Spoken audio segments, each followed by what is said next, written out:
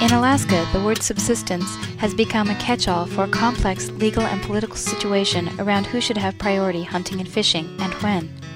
Over the past several years, the debate has become increasingly divisive, exacerbating gaps in understanding between Alaskans of different cultures and different walks of life. In 1998, the Alaska Friends Conference, or Unprogrammed Quakers, began working together with the American Friends Service Committee to launch a compassionate listening project, Alaskans Listening to Alaskans About Subsistence. The project seeks to learn firsthand about fellow Alaskans' experiences, values, concerns, hopes, and fears, and to help Alaskans understand one another better, regardless of where the legal and political turmoil takes them.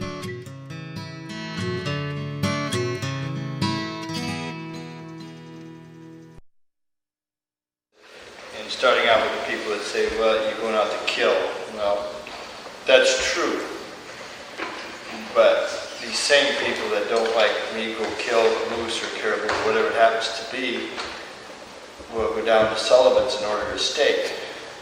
I think that it's hard for other people that don't hunt and, they don't have much experience of it, that they just don't understand why people would do that.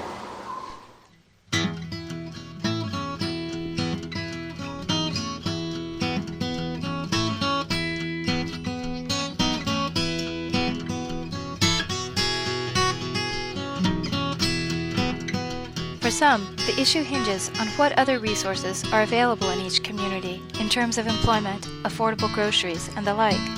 For others, the question of subsistence not only encompasses these concerns, but is also about identity and how human beings interact with the world around them. Federal law requires a rural priority in Alaska for subsistence use of fish and game, and defines the cities of Juneau, Anchorage, and Fairbanks as urban. Alaska state law requires that all Alaskans, including those in urban areas, be eligible for a subsistence priority. Because of this difference, federal and state lands in Alaska are managed separately, and Alaskans in both cities and villages feel that their access to fish and game is in jeopardy. As well as visiting rural communities, over the course of this project, Alaskans Listening to Alaskans convened a series of listening sessions with hunters and fishers who live in Alaska's cities. We asked these fellow Alaskans what hunting and fishing and the subsistence controversy mean to them.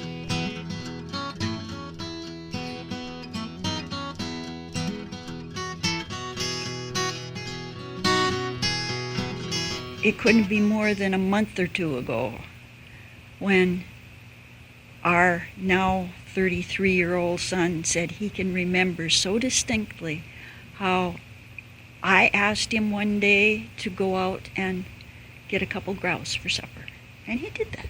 He was maybe 9 or 10 years old, and he's still proud to this day that he was able to do that. The sport has given the hunter-gatherer, the subsistence, has given us a bad rep, has given us a bad name. They go out, the example, shooting for the horns, leaving the meat. Not respecting the animals. And unfortunately, that's what gets in the public's eye. I grew up a lot of hunting and fishing, still do, and I've kind of gone through that transition of learning that from my father, loving that, and then doing the same thing with my son. Well, I think the core of it is what I call a sense of place. And it has to do with knowing who you are. And that involves understanding other forms of life. And there is no understanding other forms of life unless you participate in the harvest of other forms as food. I've all explained it in terms of trophy hunting because I think that's the hardest to explain. What I see is misunderstood is that people believe that it's more man pitted against nature, and that he's trying to then master or, conquer nature. And my experience is that that's not the case. So I think that's what all these people are doing, and I think that that's what's misunderstood, is that the clientele that we have, just by virtue of what it costs to go trophy hunting, are a select group of people who are usually fairly aggressive and successful, or they're trust fund kids of those that are being tested to see if they can, how they'll function under those circumstances.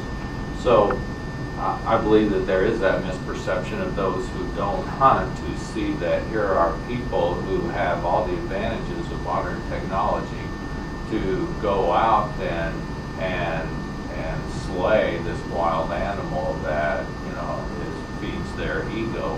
And I, in the field, I get to see the other side of that, and these people actually losing ego as they see themselves and find themselves in situations that they're not as familiar with, and they're having to struggle through those. And the process that they use, successful or unsuccessful, is a growing process.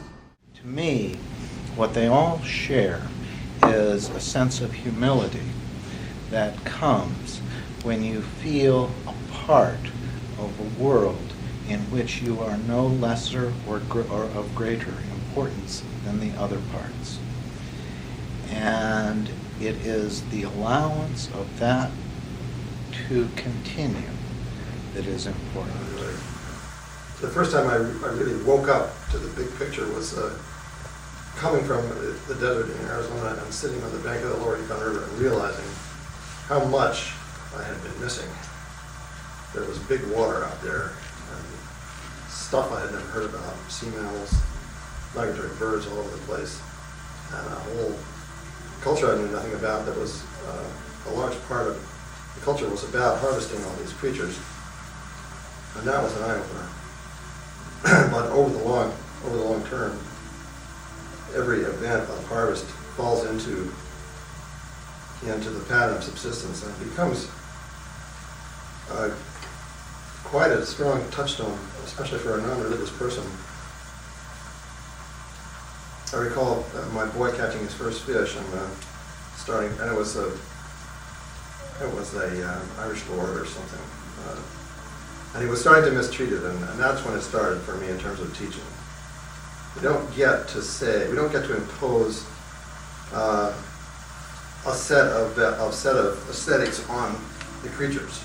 We don't get to say that the Irish lord is ugly and therefore he is deserving of getting beat up and torn up and discarded. He's either harvested and eaten, or he's turned back into the ocean as in as good a shape as possible to do whatever it is he does, which remains a mystery to us.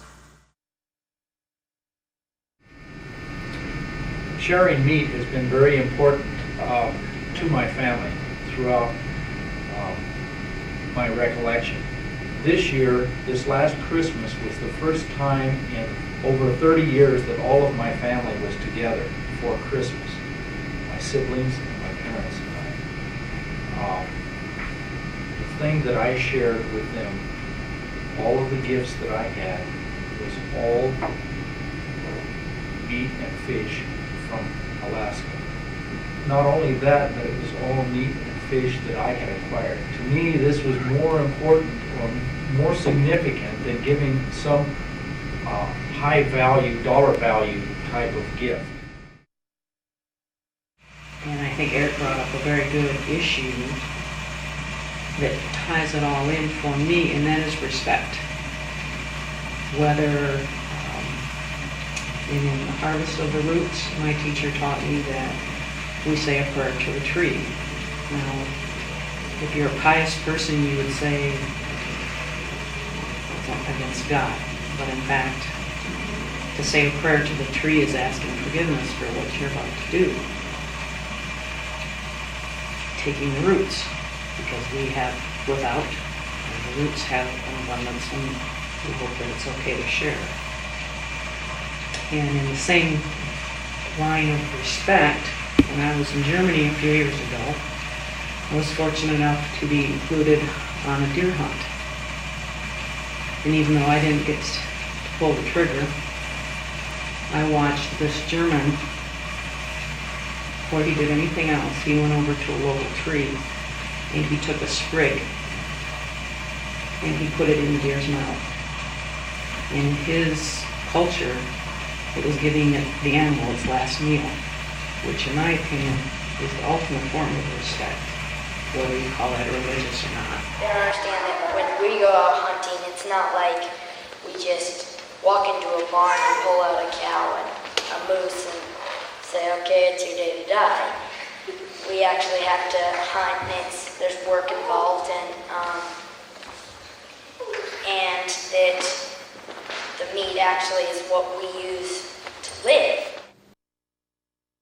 There was all this snow, and it was so cold, and it was a matter of how do you best survive in situations like that and stay warm, and you sit in a metal canoe, and you don't get to move much. And then finally we did get a moose, and we came home, and we saw Fairbanks. It was without power, but it's all part of this self-reliance, and you sort of take pride in being able to handle situations that are dumped on you.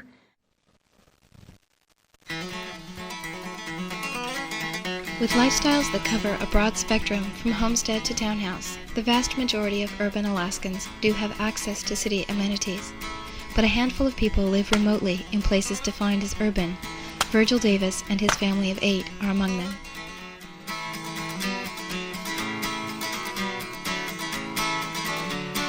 Now myself, I live 16 river miles from Fairbanks. I don't have a road drive comes up to me. It's a chore for me to get to Fairbanks. Yet I am considered urban because I live inside the North Star Borough. Now if I move my cabin across the river, I'm outside the borough. Now does that make sense?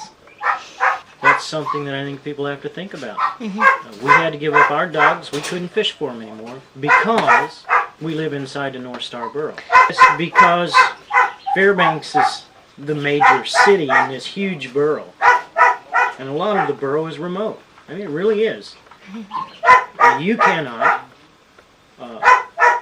fish for your dogs, period. Where the lines are drawn on a map is not the only difficulty faced when it comes to deciding who gets what.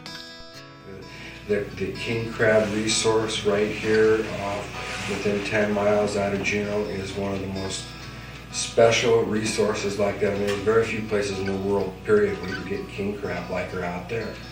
But there's an issue out there between commercial fishermen and commercial crabbers and just the subsistence use people.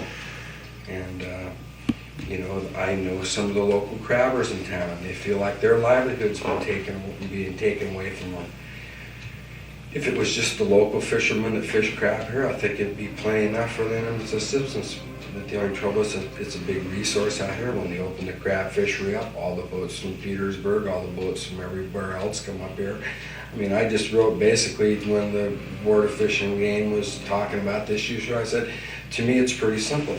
Do you want 10 people to take 1,000 crab a year, or do you want 1,000 people to take home 10? You guys are going to make the decision. And they did. They kept a majority of it with the commercial fishermen. They thought it was probably more important for 10 people to have it than it was 1,000 people. The other oversimplification is that we treat all fish and wildlife as if they're the same in this picture, and it costs a lot more per unit of harvest to manage 300 steelhead trout in some river, or a population of brown bears that you can't photograph like you can photograph caribou when they aggregate, and count sex ratios and reproductive ratios and things like that.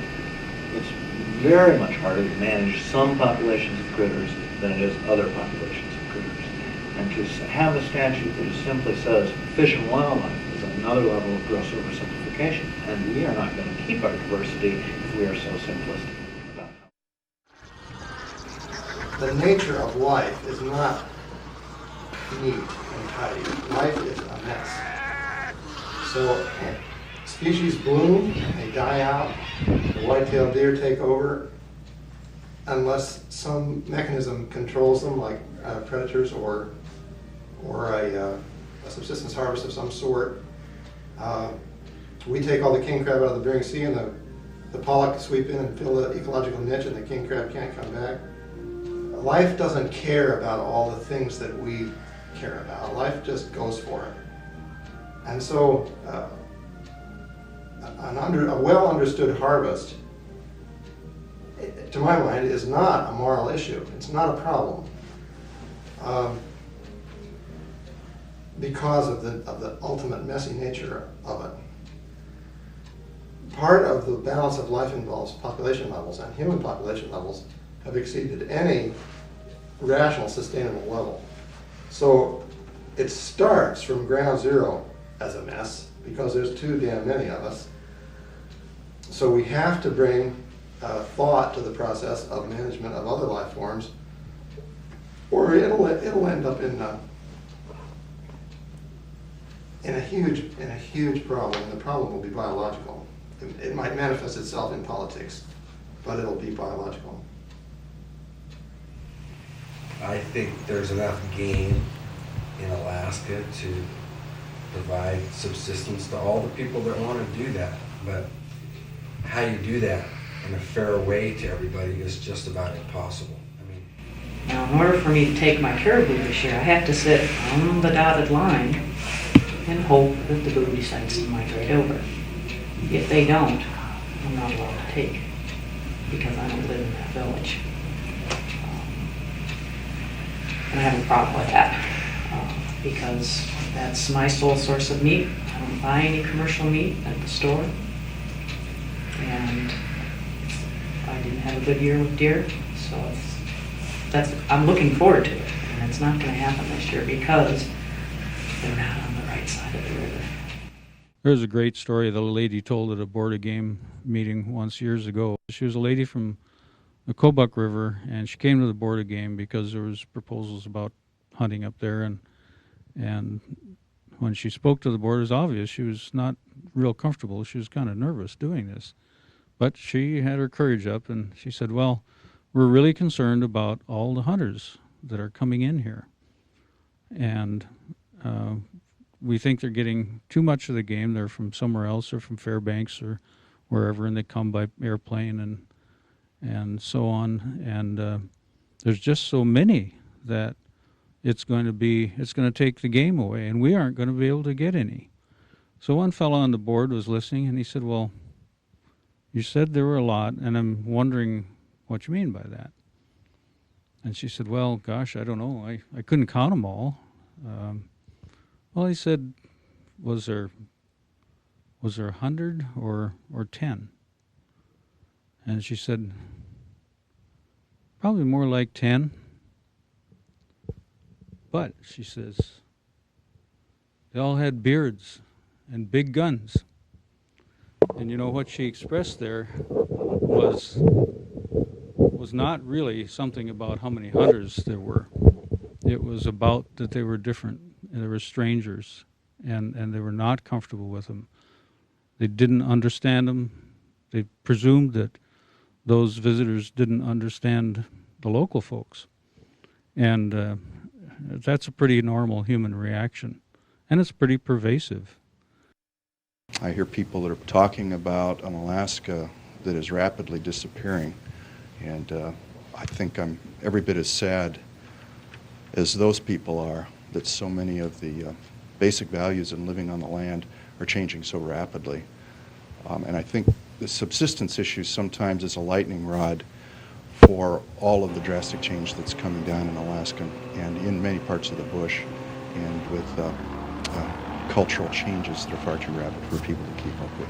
And I still will maintain that for me, in my value system, one of the most important things for me is to try to be part of an Alaska that does preserve some of these traditional ways and native cultures and maintain some of this diversity that barely exists in the lower 48 anymore. And I would not purposely do anything to reduce the opportunity for those cultures to evolve into the future and maintain a close tie to the land. I don't think the solution is to further separate people that share so much with me. And I think to leap to a subsistence priority for rural people would have, makes just as much or just as little sense to me as to institute an urban priority for jobs and money employment. I don't see the defensibility of either one. From my point of view, sharing can go a long ways, and I think that sharing a resource among all of us is a fair way. But when it comes down to real shortages, I'd be the first one to step aside in a true shortage, and because I have the income to sustain myself here locally. But game harvesting in general and game management is being driven more and more by an urban environmentalist sensibility, which in its total effect comes from individuals who are not, in any sense, and never have been connected to subsistence. An extremely good example is the white-tailed deer population in the East Coast, which is into the many millions and is stripping the understory out, and actually has the potential to cause extinctions in small game and birds. And this message cannot be received by the urban environmentalist sensibility. It can't get there from here. They refuse to allow the control of the species in the face of devastation of all kinds. And that's a good example of what we will be up against, is management by a mindset that simply doesn't get it because they've never been involved in it. When you are hunting, your mindset's different than when you are hiking, and you actually have a different outlook on your surroundings. Having done lots of hiking, I can assure you that's true.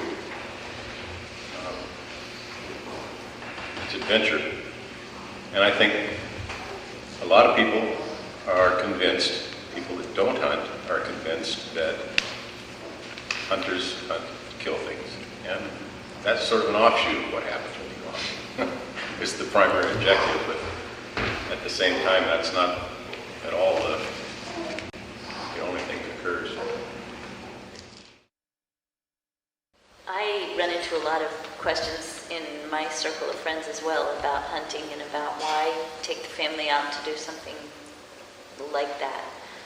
I feel very strongly, and I've heard this before, about the quality of the meat that you get out there as opposed to what you would buy in the grocery store. I feel like the animals that we're hunting at least have a chance. They've lived a good life before we come along. But I also feel that a lot of the people who don't understand hunting or don't understand actually harvesting meat or bringing in meat still sometimes see it as as a Disney movie where the animals are, have personalities and have a narrator talking about them. These are part of the real world, and I just feel like sometimes the misunderstanding is that people don't understand where food comes from in general. That there's more work involved than just like in the beef that they get from the store, and it's while you're eating it, you can actually go back and think, man, this was actually worth all that work that you did during the hunt. If we can't understand what all of us value in our diverse experiences, we will lose each other. And we are losing hunting in this society right now.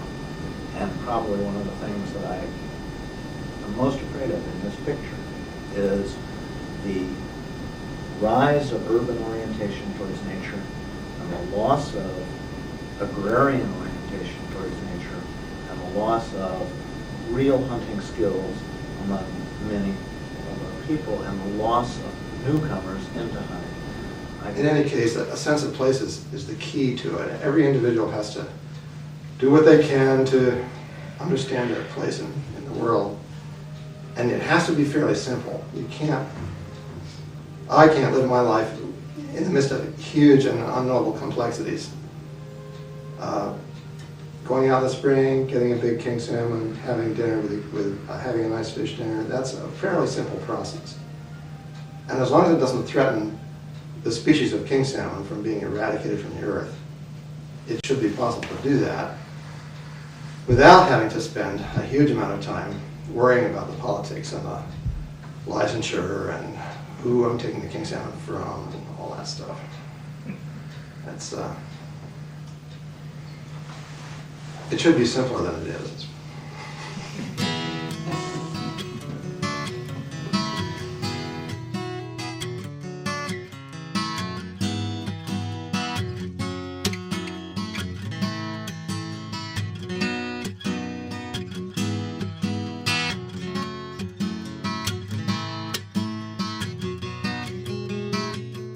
I can remember maybe 12, 14 years old running up Mount Roberts and after school up here at St. Anne's and getting 5 nice big grouse, my limited grouse, and just going down that trail just in the air, because just knowing how my dad, what was the smile on my dad's face when I walked in there, you know, it was like, you know, it was great. I still can feel it now. And I would want them to realize that it's not bad to hunt and that you use it when you use all the meat and everything, and so they don't feel so bad that you're killing animals.